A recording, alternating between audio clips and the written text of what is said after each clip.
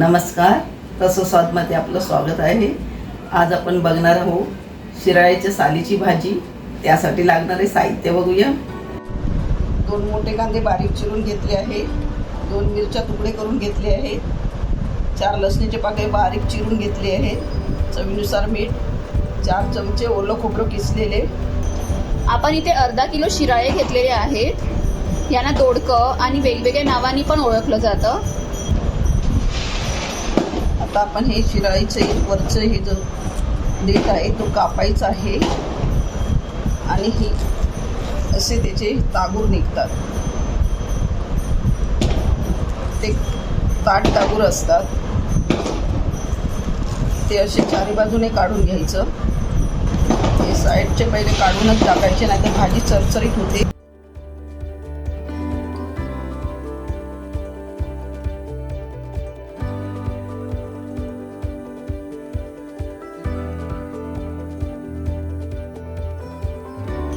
आता हे शिराळीची आपण वरच्यावर हे काढून घ्यायची सालं.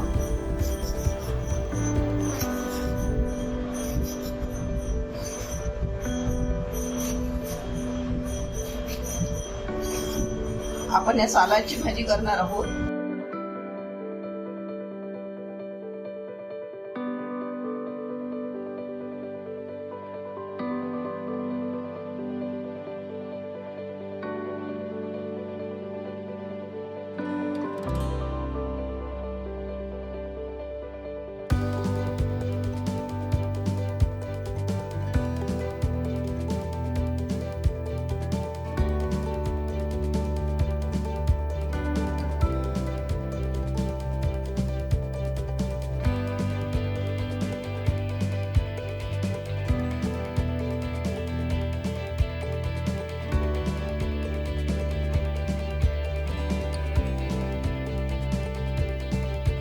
इथे आपण दोन्ही पण शिराळ्याची सालं काढून घेतलेली आहे. एकदम वरवरची सालं काढायची आहे. आतला भाग जास्त घ्यायचा नाही आहे.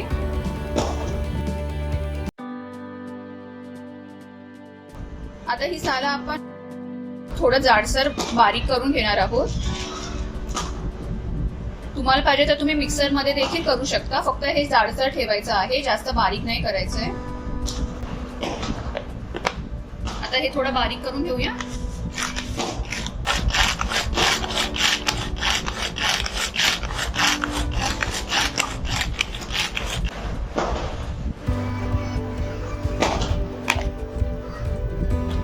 आपल्याला एवढंच बारीक करायचं आहे, जास्त जाडसर नाही किंवा जास्त बारीक नाही करायचं आहे.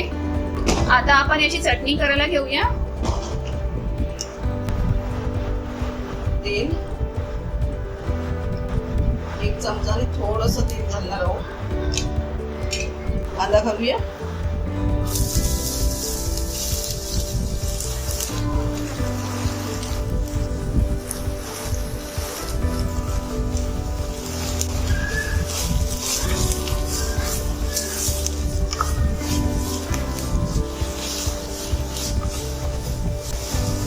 कांदा थोडा परतून झाल्यावर आता लसूण घालूया.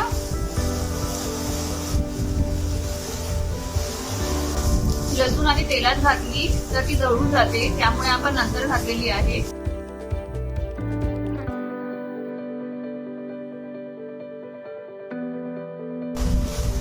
थोडंसं मीठ, कांदा लवकर शिजण्यासाठी, मिरची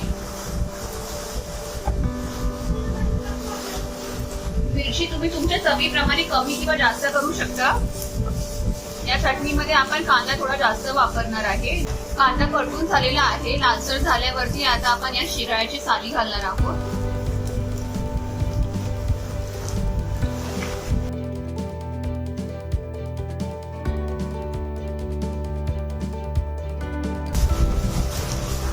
चांगलं परतून घ्यायचं आहे. गॅस आता स्लो करूया.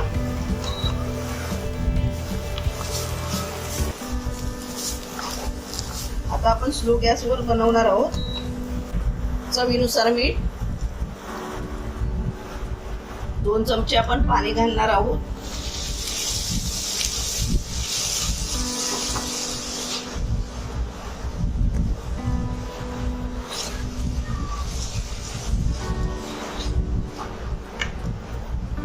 मंद आचेवर आपण झाकण ठेवून शिजवणार आहोत. 2 ते 3 मिनिटं झाली आहे. झाकण काढूया.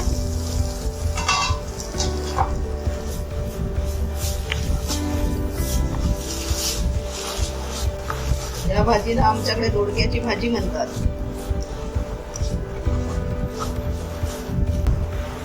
परत झाकण ठेवूया. परत 2 ते 3 मिनिटं झाली आहे. झाकण काढूया.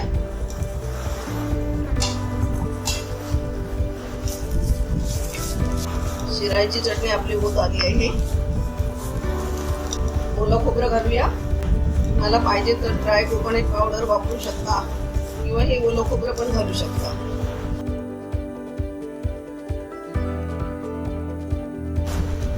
चांगलं परतून घ्यायचं आहे.